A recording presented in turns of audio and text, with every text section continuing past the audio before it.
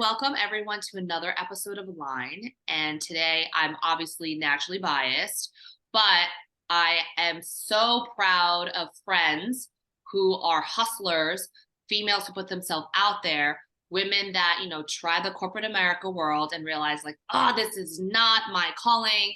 And there's just always this burning, burning desire within a person that says like, jump, leap. So, of course, when I thought about this topic of really following that calling and taking that courage, I thought of no one other than Kush. Kush, do you want to introduce yourself? Yes, thank you for that, Jessica. Hi, everyone. My name is Kush Chawla. I am the founding CEO of Kirpa Auction House.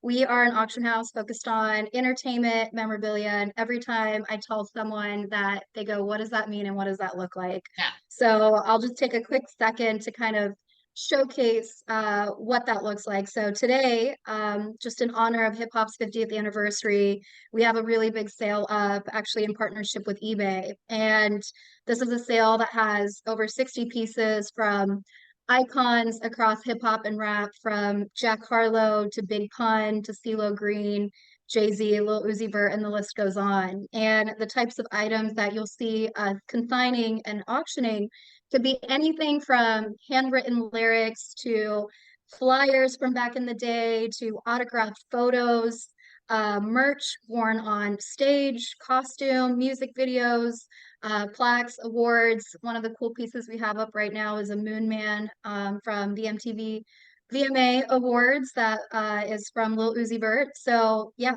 that's what we do. So it's funny, the word memorabilia, you were the first person that introduced me to the word. I was like, Kush, what are you saying? So I'm so glad.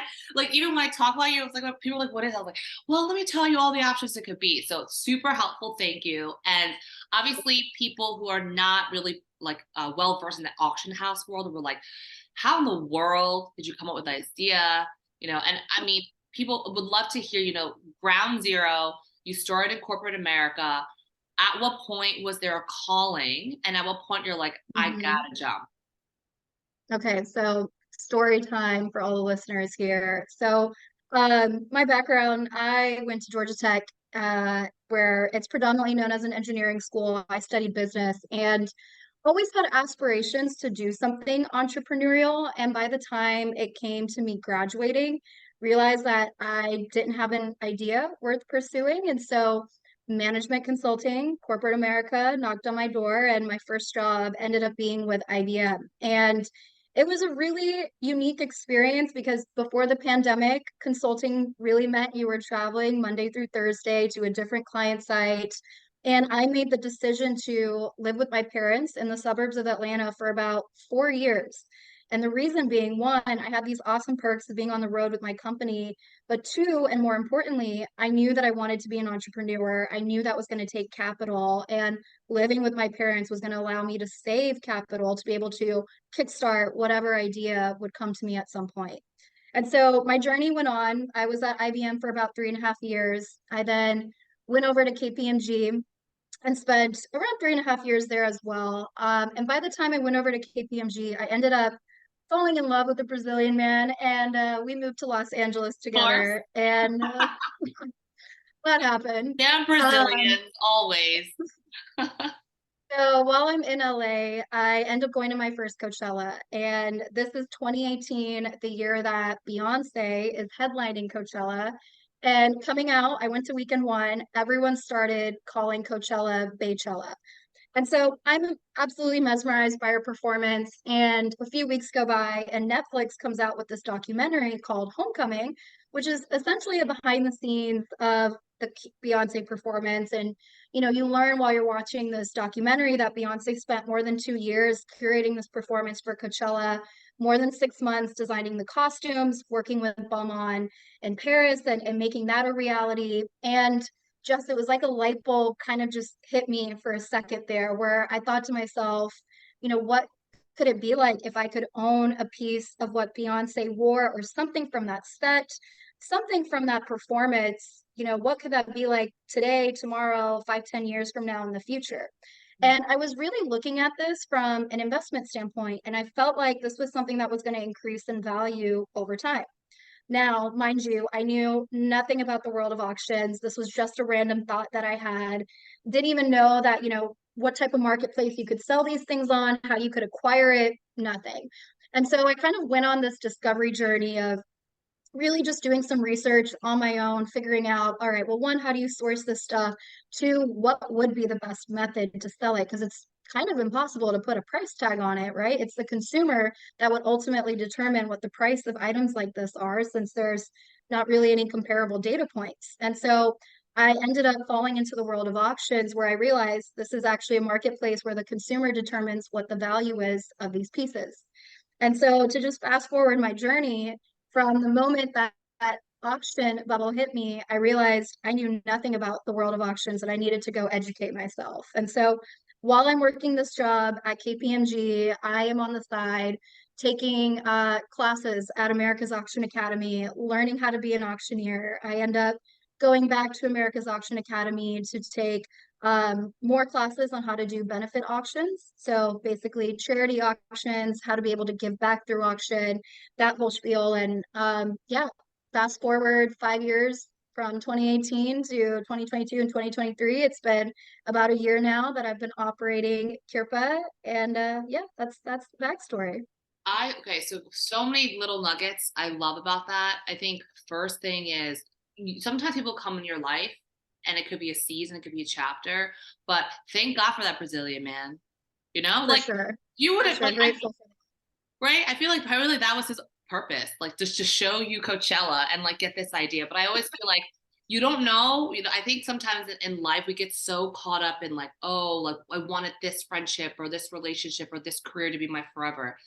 Life is ever changing. You just got to go with the flow. And like, that's exactly what you did. Like, you just were so in the moment and you went with and it. Like, you just pick up these nuggets. And the other thing I loved about you is that you just take action, right? You're like, I know nothing about auctions. Doesn't mean I can't learn it. And so you it. took Right. the steps, right? You had a plan how you want to pursue it. But I think people don't know what's going on in your head when you're pursuing those things. So where there, listen, we all as a founder have a nasty voice in our head sometimes who says like, who am I to do this? I don't have any experience. I don't have the money. I don't have the connection. So what were some of the nasty thoughts that went through your head? And then how did you overcome those things to eventually take the actions that you needed? It's a good question. And, I got to say for me, my position being a bit unique in terms of I always wanted to do something entrepreneurial. And so my hunger was eating away at me. And I was just waiting for that day for that idea to come and hit me that I felt like couldn't set down. And that's what Kirpa was for me. And just so, the audience has a little bit better understanding, there's a few things I didn't mention in that first story, which was I actually started a food and travel blog on the side while I was consulting that didn't grow to be anything substantial by any means, but enough to get me into some cool restaurants. If I was traveling internationally, I could let a restaurant know I was coming into town. Oftentimes, they would welcome me in.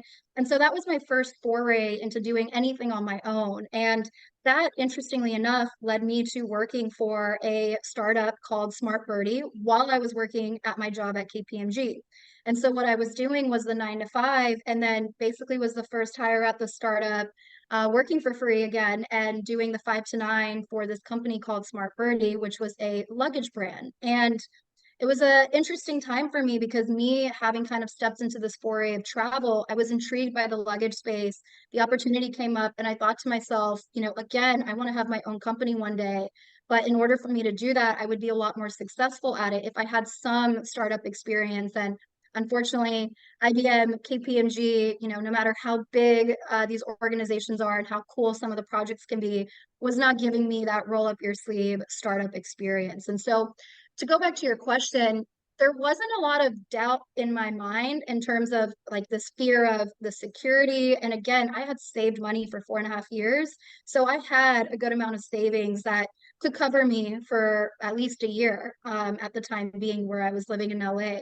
So I was actually more so just frustrated with my job at KPMG and was sucking it up every day to not tell my boss I quit. As nice as they were to me, it was just eating away at my soul. And so when I finally told them I was leaving, it felt like, the chains coming off, and I could really put my heart and soul into what I felt at the moment and still feel today I was meant to do in my purpose. Yeah, I love that. So again, for you, I think there's two camps, right? There are people who are like, I knew I want to be an entrepreneur, and that's you, and you're like, you had that in you, so rejection wasn't something that really got to you, right? And in that camp, what I love is that you're not tied to a certain identity. Like you're like, okay, like I want to learn to be an entrepreneur one day. I'll work for a luggage company.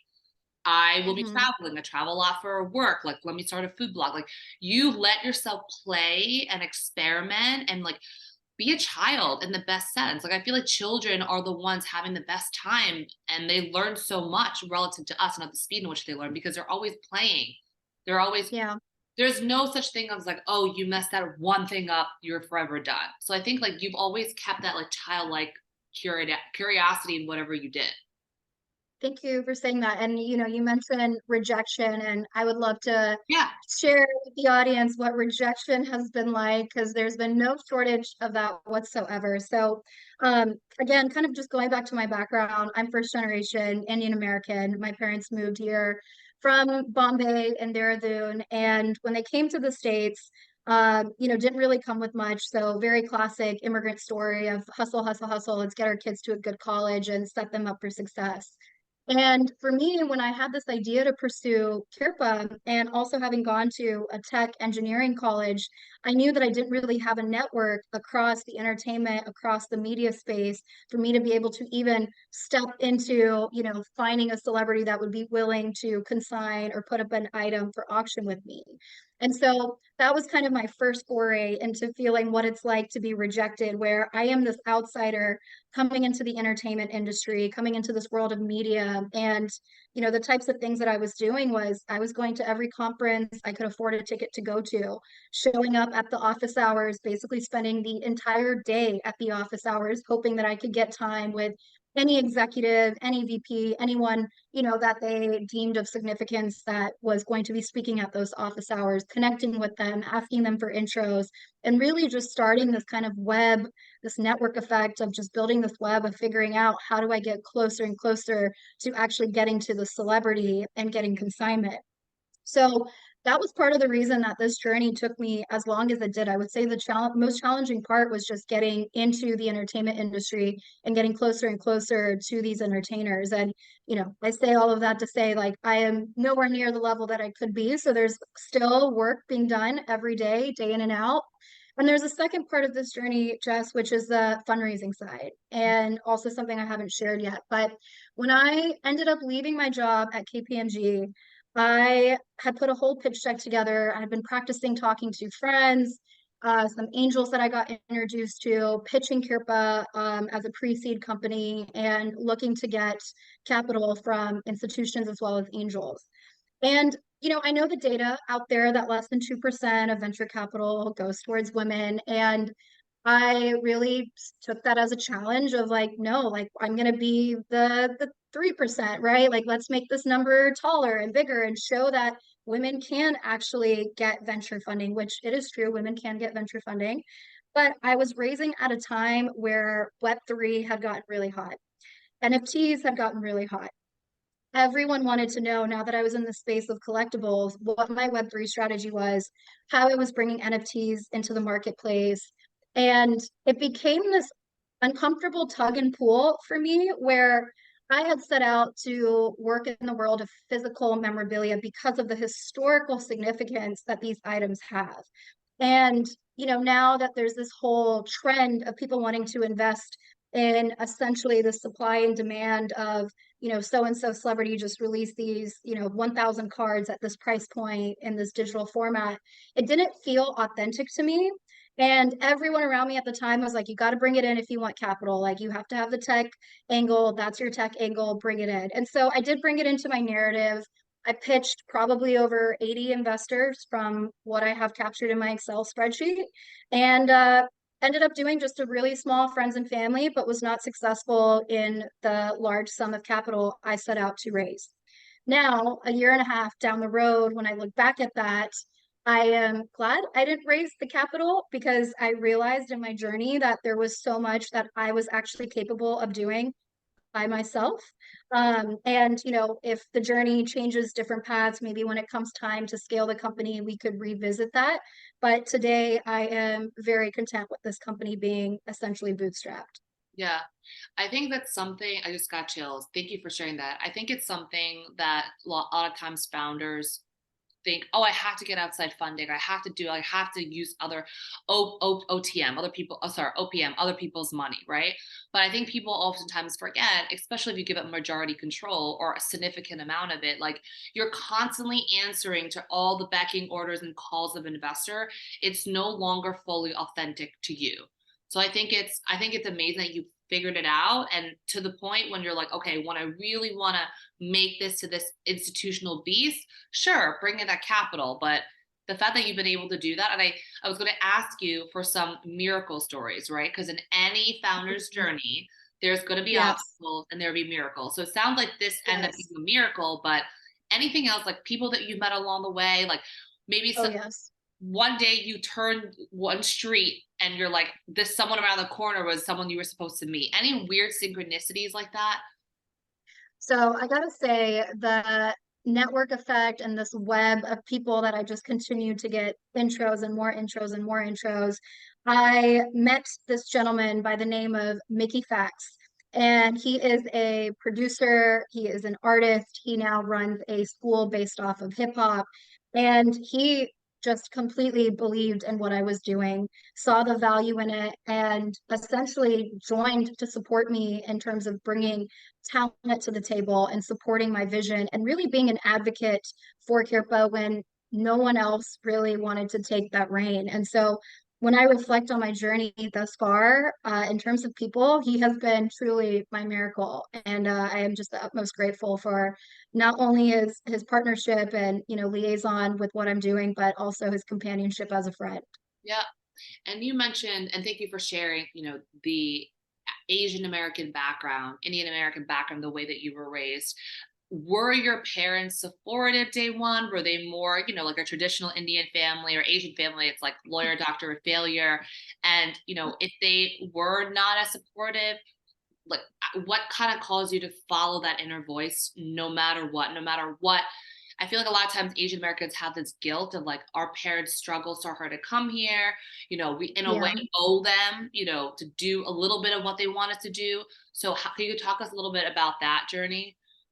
Yeah. So a little unique for me in the sense that my dad was actually an entrepreneur and set out to start small businesses when he came to the States. And, some of them failed along the way, a few of them succeeded. And I think having had that at home really kind of allowed me to have the courage to pursue that journey. And then, as far as the support goes, there was, of course, that understanding at home in terms of what that journey looks like. And I actually call my dad a lot all the time, even though our businesses are just night and day different. But just the journey and the challenges you experience day in and day out as an entrepreneur, he's someone that gets it, someone that can relate to it. And I will say, there were times where my mom would see me frustrated and she would say, "Why don't you just go back to like her cushy job?" Right. And I know she was just coming from a place of love where, no one wants to see their child Yeah. at times in tears because they care so much and their vision's not coming to life the way that they want it to. So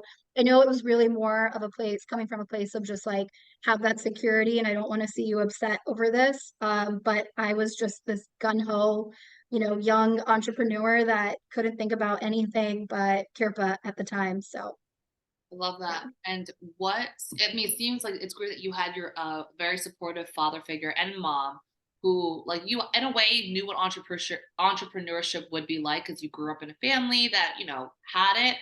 But what surprised you the most about being an entrepreneur, good or bad? And if you had to go Hmm. back in time to your younger self, like that day one thought process, the first day you decided to take action about this Kerpa vision, what would you tell Yeah. that version of you?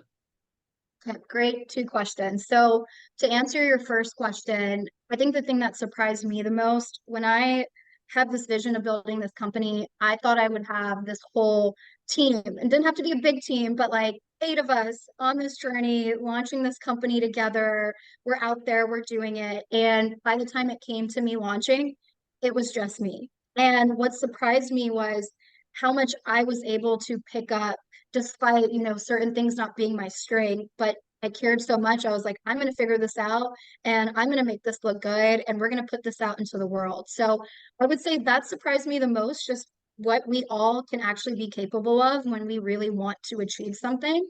And then what was your second question? No, it's okay. Yeah. What would you tell your younger self? But when I say Oh, younger, yes. the moment you had that idea and you were going to go after it. I would tell a young Kush, patience. Be really patient. This is not going to happen overnight. This is going to take you years and just enjoy that journey, even through the frustrations. I think, being an entrepreneur, there's certain doors that open up for us that we forget are opening up for us that are really cool doors to be a part of and walk into.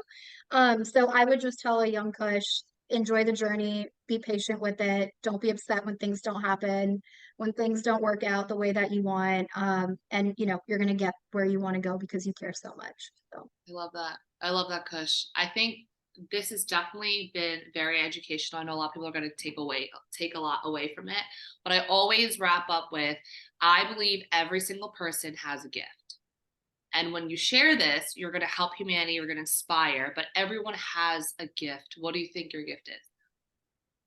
that's a great question. So there's a part of me that wants to say connecting, and I feel like I don't want to say it because it's like everyone can connect, but I would say from just even my journey so far with Kirpa, I think being scrappy and finding ways to be scrappy. So like if I'm talking to another founder who's struggling, feels like they don't have the capital to pursue or create X, Y, and Z, there's an element of creativity that comes in for me that I feel like has come in innately where I can figure out how to make it happen, with zero to just a few funds that might be available. So I'd say my gift is being scrappy. I love that. I was going to ask you two things. Have you read the book called Grit by Angela Duckworth? I haven't. That's for you. And this one, I just Okay. devoured up, and I wish I had more copies, but I don't. I don't want to give you this old one. The Greatness Mindset by Lewis Howes. I don't know if you've read it yet. This Nope. is your bad boy, because it basically just Okay. says to you, like, once you find your meaningful mission, like whatever you find that thing, your calling, the idea is to Mm-hmm. be scrappy. Like, it's also a workbook in a way. There's very powerful questions to push you. Like, for example, if someone you love were to be hurt or ill, if you didn't make this company successful in 30 days, what would you do? So basically compresses the Mm-hmm. timeline to kind of make you think a little bit more creatively and more, I would Yep. say, urgency. Not to go against Yes. patience, but just to say, like, what can you really skyrocket? But those two books, I think you're going to love.